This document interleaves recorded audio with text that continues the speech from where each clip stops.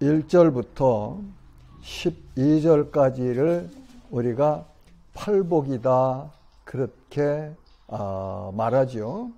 8가지 복을 예수님께서 가르쳐 주셨어요. 1절 보면 예수께서 무리를 보시고 산에 올라가 앉으시니 제자들이 나온지라 입을 열어 가르쳐 이르시되, 산에서 제자들에게 가르쳐 주시는 그런 말씀이네요. 예, 여기서 예수님께서 가르쳐 주신 복은 말이죠, 우리가 세상에서 생각하고 나누고 추구하는 복하고는 전혀 다릅죠.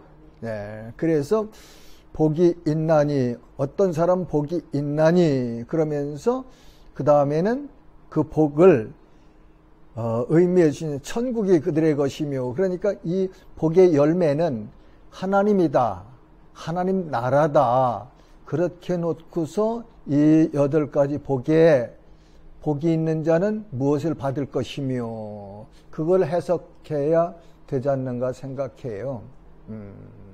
그러니까 하나님과 하나님 나라를 놓고서 이 팔복을 해석하면 좋습니다. 그러면서 이 또 어떤 사람, 심령이 가난한 자는, 애통하는 자는, 온유한 자는, 이런 사람이 복이 있는데 결국 하나님과 하나님 나라와 연결해서 해석해야 될 것 같아요.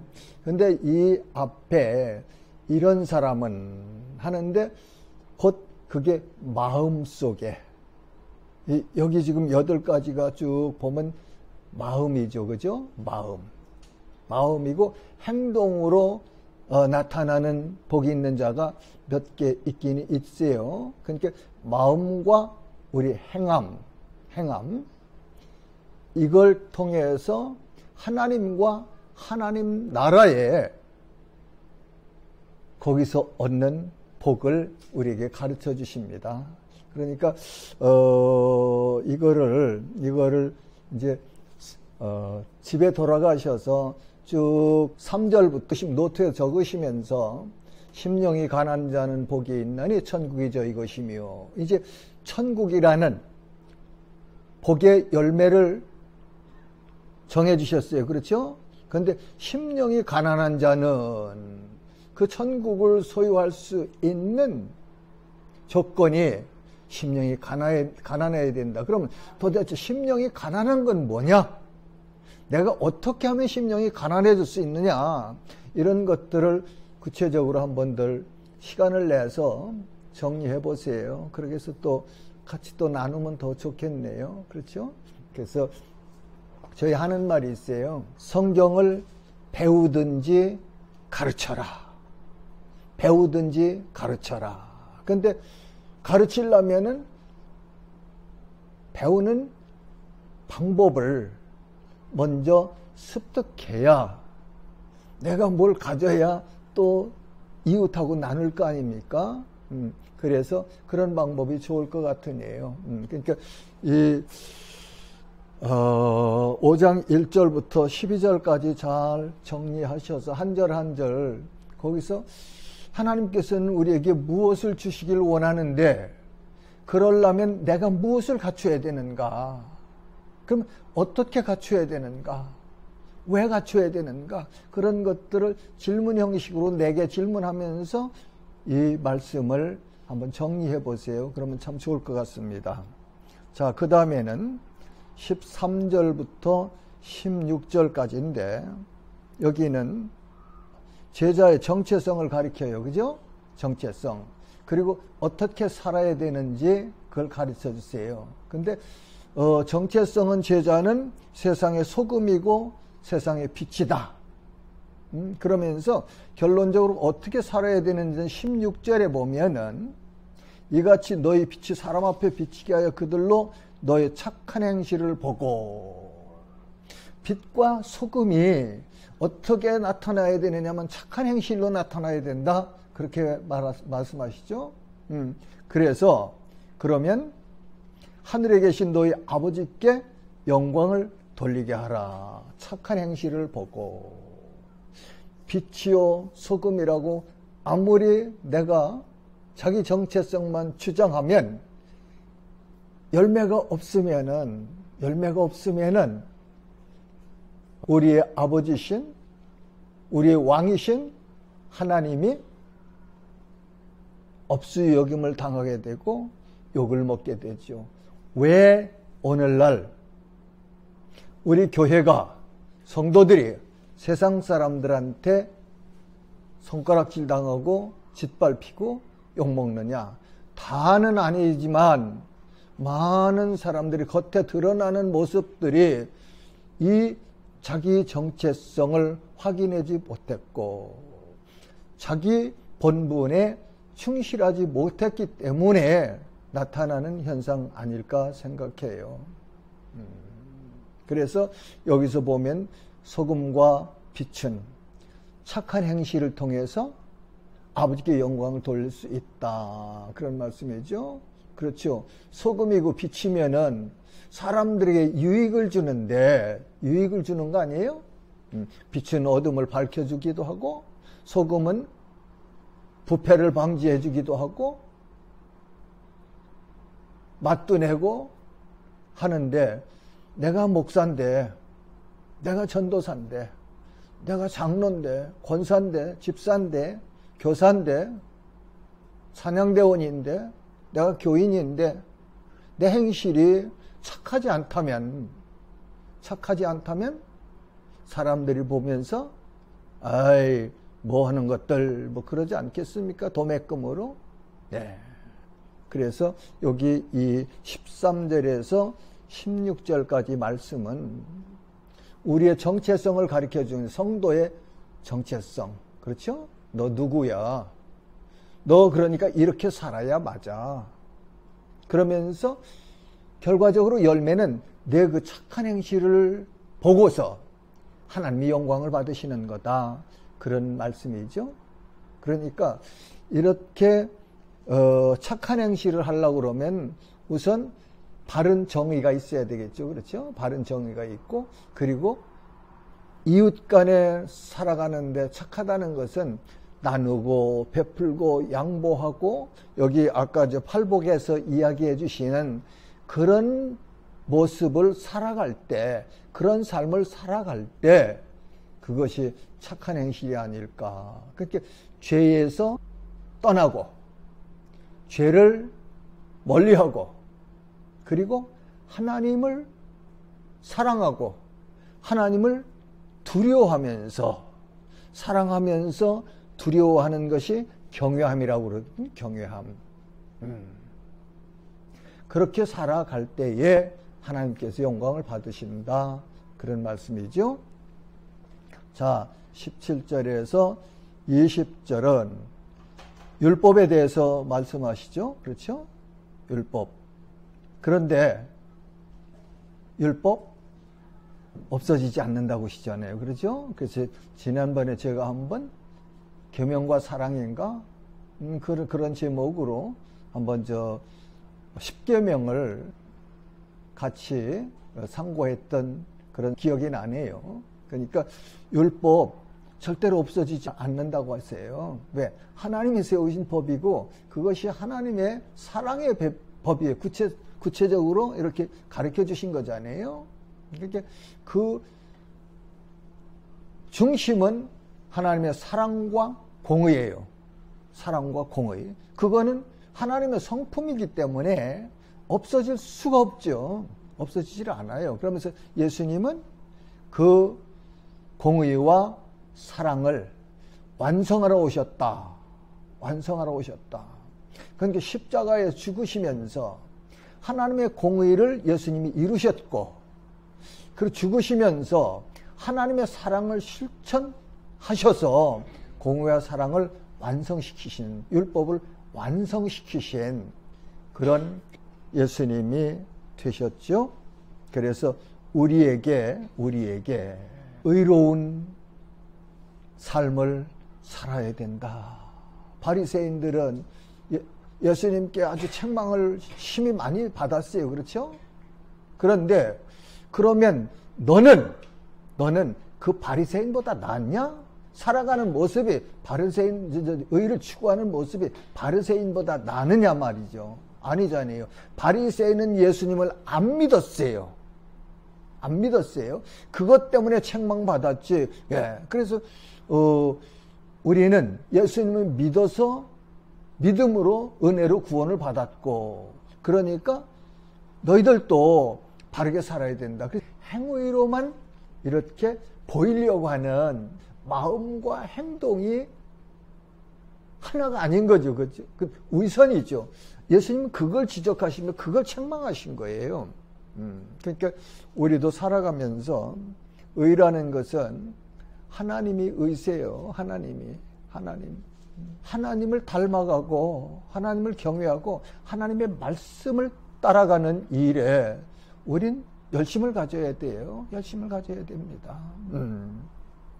그 다음에 21절부터 26절까지는 노하는 일에 대해서, 그리고 하나님 앞에 제사를 지낼 때에 그 이웃 관계에서 화목하고 화평해야 된다는 그런 말씀을 가르쳐 주고 계시죠. 형제를 욕하거나 무시하지 말아라 말이죠. 그죠? 그래서 야고보서에서 그렇게 가르쳐 주잖아요. 구체적으로 옷 헐벗은 사람, 가난한 사람 오면은 너 저기 가서 안 던지, 내가 알아서 해라. 그러고 금가락 끼고, 요즘 같으면 뭐 다이아몬드 뭐지 한 1카rat짜리 반지 끼고, 저 핑크 코트 입고, 뭐 저 악어 이제 신발 신고 뭐 그렇게 오면 환영하면서 좋은 자리 이렇게 앉으라고 그러는데, 그건 차별이다. 그렇게 하지 말아라. 교회는 하나님 앞에서는 만인이 다 죄인이고 만인이 다 평등해요. 하나님은 구원 섭리에서만 하나님께서 구원하기로 작정한 자가 있고, 또 유기해 두신, 버려두신 그런 사람도 있다 하고 성경은 가르쳐줘요. 왜 그러시니 그건 난 잘 몰라요. 근데 하나님이 그렇게 하셨다는 사실은 내가 성경을 통해서 알아요. 그러니까 내가 감사할 일은, 너는 버려졌는데 나는 이렇게 했다고 그렇게 하지 말고, 나도 똑같은데 나를 하나님께서 택하셔서 부르셨고 구원해 주셔서 하나님 자녀 만들어 주셨다는 그 사실이 감사한 거죠. 그 감사한 거예요. 그거를 다른 논리를 가지고 해석하면은 조금 그래요. 그러니까 나는 구원받았으면 그 구원받은 은혜 안에서 하나님 앞에 감사하는 거죠. 감사하는 거예요. 그거는 그 누구도 무시하거나 타부시하거나 아니면 외면하거나 해서는 안 됩니다. 구원받은 자면, 구원받은 사실을 깨달았으면, 내가 체험했으면, 날 구원하신 그 하나님, 날 구원하시기 위해서 이 땅에 오셨고 십자가에서 죽으신 그 예수님의 사랑에 감사하고 감복하고 헌신하고, 나도 그 주님을 사랑하고, 주님이 날 사랑하신 것 억만분의 1도 나는 갚을 수 없지만, 그러나 내 마음속에 그 사랑을 감사하면서 어떻게 하면 그 주님이 기뻐하시는 삶을 살까 고뇌하면서 그렇게 살아가야 될 모습이 성도들의 모습이다. 그렇게 정의하면 좋겠습니다. 27절에서 32절에는 간음과 그 다음에 이혼의 관계에 대해서 말씀하시네요. 그렇죠? 예수님은 이혼하지 말아라. 하나님께서 짝지어 주신 부부가 절대 갈라서지 말아라. 그렇게 말씀하시거든요. 그런데 모세의 율법에는 아내를 버리려거든 이혼 증서를 써줘라. 그러면서 이혼 증서를 써주는 데는 또 거기에 딸린 부가 조항이 있어요. 나가서 살 수 있는 경제력도 내가 만들어 줘라. 이제 그렇죠. 근데 말라기서에 보면은 하나님께서 이혼하는 걸 참 싫어하신다고 그러거든. 왜냐하면은 이 부부를 세운 것은 거룩한 가정을 이루기 위해서 하나님께서 세워주셨는데 이혼하지 말아라. 그런 예수님은 한 가지 조건이 있네요. 그렇죠? 여자가 간음했을 때 그때는 이혼할 수 있다. 그렇게 말씀하시죠. 그러면서 간음한 여인에게 장가드는 자도 이혼한 여인에게도 장가드는 자도 간음한 거다. 그러니까 성경은 고린도서에 보면은 우리가 몸으로 짓는 죄 그거를 간음으로 이렇게 정의를 해주십니다. 그렇기 때문에 이혼을 당했다는 것은 간음했다는 거 아니에요. 이렇게 너도 그 여인과 같이 살면은 간음을 해나가는 거다. 이제 그렇게 해석을 해주시네요. 그 다음에 이제 33절부터 37절까지는 맹세하지 말라고 하십니다. 맹세하지 말아라. 맹세하고서 다 지킬 수 있느냐? 다 못 지키잖아요. 그래서 옳은 것은 옳다, 맞다, 아닌 건 아니다. 거기까지만 너는 약속을 하고 내 지킬 의무를 그렇게 해라. 그 다음에는 38절부터 42절은 악한 자를 구약에는 그렇잖아요. 악한 자를 이는 이로 눈은 눈으로 갚으라고 하셨는데 예수님은 그렇게 하지 말아라. 그렇게 하지 말아라. 그러니까 예수님은 그 율법을 완성하러 오셨다 말씀하신 것처럼 그렇게 그 하나님의 말씀을 이렇게 사랑으로 정리해 주시는 그런 가르침을 주시네요. 실제 우리가 살면서 그렇게 합니까? 예수님은 이렇게 가르쳐 주시는데 오른편 땀 때문에 여기도 때려. 너 그럴 때 여기 때려. 너 마음 시원해지면 괜찮으니까 나 조금 낮아지고 나 조금 모욕 당해도 괜찮으니까 이거 좀 때려. 그러는 사람 나는 그렇게 못해요. 그런데 예수님 그렇게 하라고 하셨어요. 그 다음에 속옷 달라고 하는 사람 겉옷까지 벗어줘라. 이거 쉽지 않죠. 쉽지 않아요. 나는 그렇게는 못할 것 같아요. 그 다음에 오리 가자고 하는 사람 심리 동행해라. 심리 동행해라. 바쁘고 나 거기 가야 될 일도 없고 나 가기 싫은데 누가 오리 좀 가자고 하면 오리만 아니고 심리라도 가져라. 그렇게 가르쳐 주시거든요. 그 다음에 42절은 내게 구하는 자에게 주며 내게 꾸고자 하는 자에게 거절하지 말라. 가난한 자가 누가 이웃이 달라고 그러면 거절하지 말고 주래요. 자, 제가 고백했어요. 나는 그렇게 못한다고? 그러면 나는 그렇게 못합니다 하고 맨날 나자빠져야 맞습니까? 그건 아니에요. 내 본성으로는 못해요. 그러나 하나님의 은혜를 입고 하나님의 성령이 충만할 때는 할 수 있잖아요. 우리가 목표는 내가 지금 현실적으로는 그렇게 못하지만 목표는 예수님의 가르침에 둬야 맞아요. 그렇죠? 그러면 그렇게 하려고 하면 내가 어떻게 해야 되느냐? 결국 내가 변해야 예수님의 말씀을 실행할 수 있잖아요. 따라갈 수 있잖아요. 내가 안 변하면 나는 못해요 안 되지 않겠습니까? 그러니까 내 현실은 정확하게 분석해서 인정을 하고 예수님의 가르치심은 무엇을 가르쳐 주시는가? 그거를 명확하게 가지고 그러면 예수님이 가르치신 이 기준으로 살려면 내가 어떻게 변해야 되는가? 내가 어떻게 변해야 되는가? 거기에 우리는 관점을 가지고 연구를 하고 묵상하고 변해가야 되겠죠. 그렇죠? 그런 것 같아요. 자, 그 다음엔 43절에서 48절까지 보면은 원수를 사랑하라고 하시죠. 원수를 사랑하라고 하세요.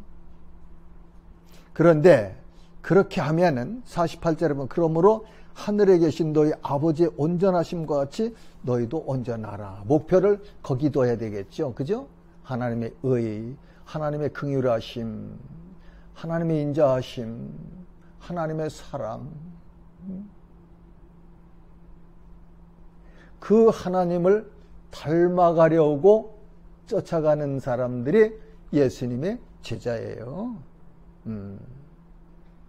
예수님의 제자. 예수님의 제자. 예수님처럼 되려고 그분에게 배우고 그분을 따라가고 하잖아요. 방향. 예수님이 오라고 하시는 그곳, 그 방향. 하나님을 만날 수 있고 하나님의 자녀처럼 살아갈 수 있는 그 목적지.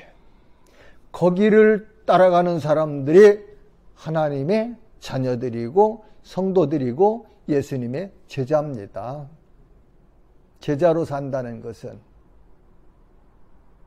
내가 뭘 많이 가져가지고 이렇게 하고 저렇게 하고 해서 주님 일 많이 하는 것, 그런 것 아니고 나를 구원하신 예수 그리스도가 순환당하신 고난당하신 그 갈보리 언덕 십자가를 바라보면서 거기서 하나님의 공의와 하나님의 사랑을 보고 그리고 그 예수님처럼 나도 변화되어가는 거룩해져가는 하나님의 성품으로 무르익어가는 그런 목표를 가지고 살아갈 열망을 가지고 사는 사람들이 예수님의 제자고 성도다, 그렇게 정의하고 싶습니다. 그럴 때 이 열매들은 자동적으로 열리는 거예요. 그렇죠?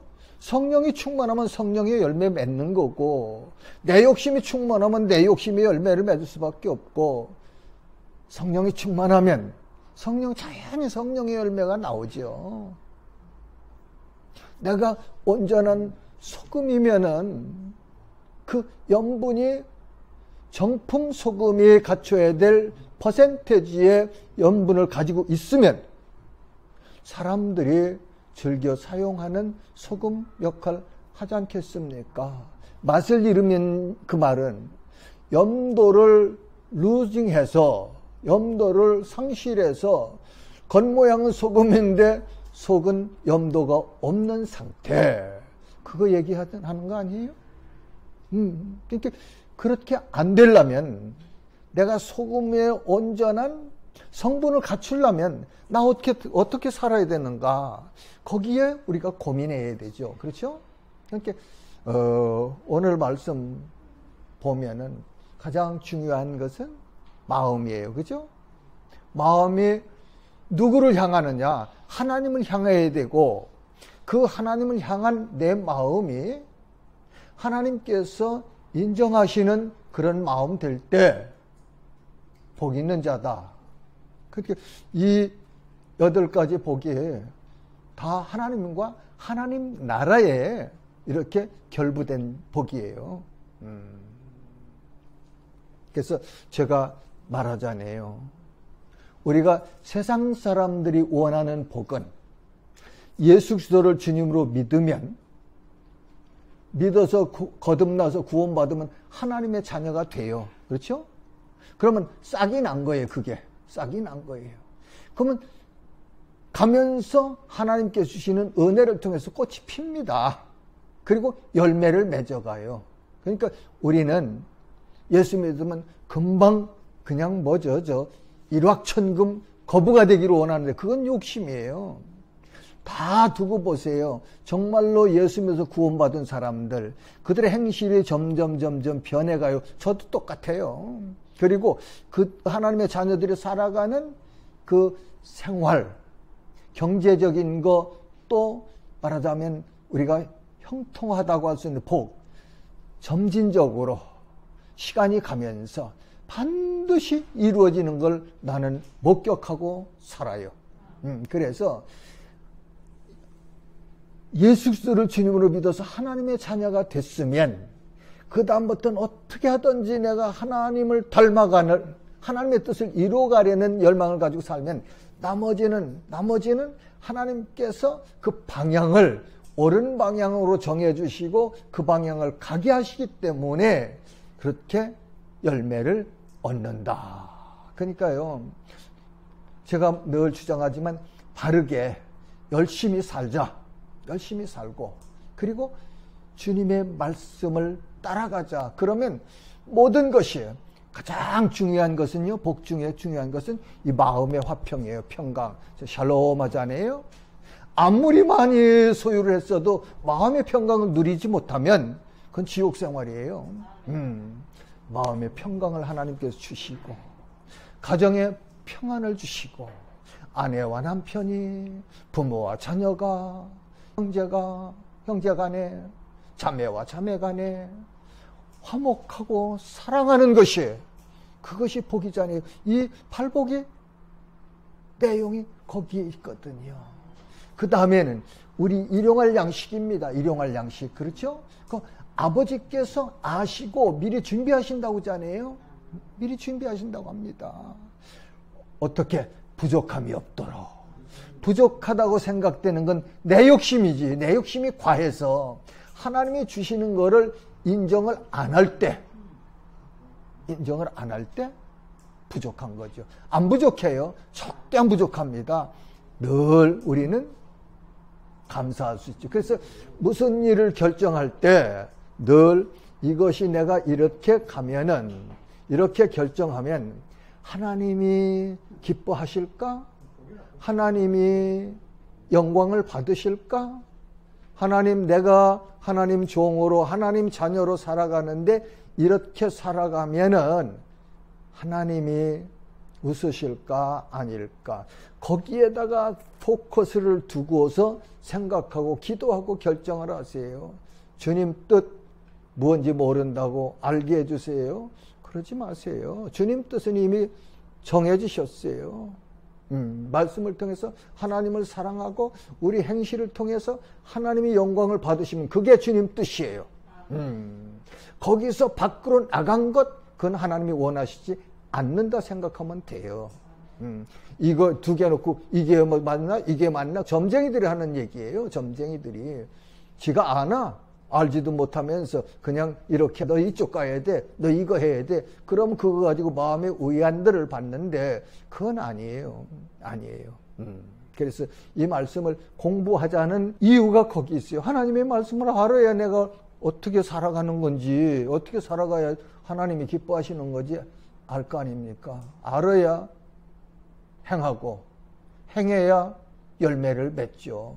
열매 맺으면 하나님이 내게 주시는 거고, 그 결과는 그걸 통해서 하나님의 살아 역사하심을 세상 사람들이 볼 수 있고, 아, 하나님은 자기 자녀들을 저렇게 사랑하시는구나. 하나님의 자녀들은 저렇게 하나님께서 보호하시고 인도하시고 지켜주시기 때문에 얼마든지 이 땅에서 승리할 수 있다. 그렇죠? 하나님의 말씀을 믿으려면 하나님을 알아야 돼요. 하나님을. 아까 우리 누가복음 7장에서 우리 목사님 설교하셨잖아요. 백부장이 예수님을 인정한 거예요. 예수님을. 네.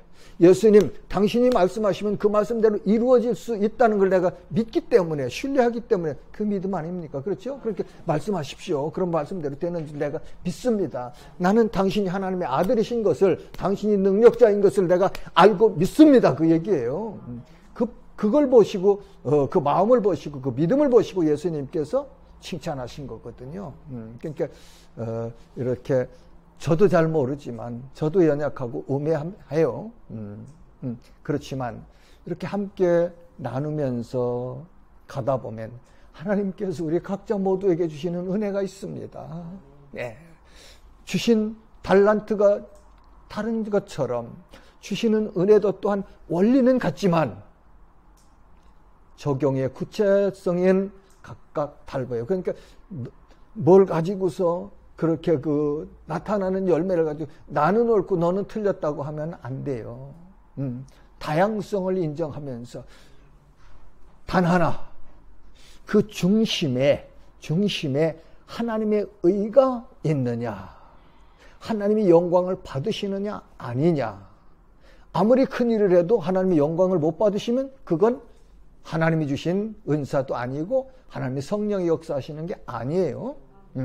그러니까 그 기준을 가지고 우리 살아가십시다. 그러면은 반드시 우리 앞에 하나님께서 선한 열매를 통해서 싹이 나고 꽃이 피고 열매를 맺어서 하나님의 영광을 받으실 겁니다. 하나님 아버지 은혜 감사합니다. 오늘 마태복음 5장을 이렇게 공부하면서 하나님의 마음과 하나님의 사랑과 하나님의 또 의를 나눴습니다. 주님, 우리 참 우매하기도 하고 고집도 세고 그리고 내 의지도 강합니다. 그렇지만 예수님께서 가르쳐 주신 이 말씀이 우리의 삶의 목표이기에 주님 말씀에 순종하며 따라가기 원합니다. 성령 하나님께서 늘 우리의 마음을 어루만져 주셔서 겸손하고 가난하고 온유하고 청결하고 의를 향하는 저희들 마음 되게 하여 주옵소서. 그래서 살아가면서 핍박이 올지라도 기뻐하면서 그렇게 잘 감당하고 주님 나라 돌아가서 아버지 나라 갔을 때에 주님께서 착하고 충성된 종이라는 칭찬받는 저희들 되기를 소원합니다. 하나님 그렇게 만들어 주세요. 그렇게 역사해 주세요. 그렇게 변화시켜 주세요. 그리고 하나님이 많은 영광 받으시기를 간절히 원하며 예수님의 이름으로 기도합니다. 아멘.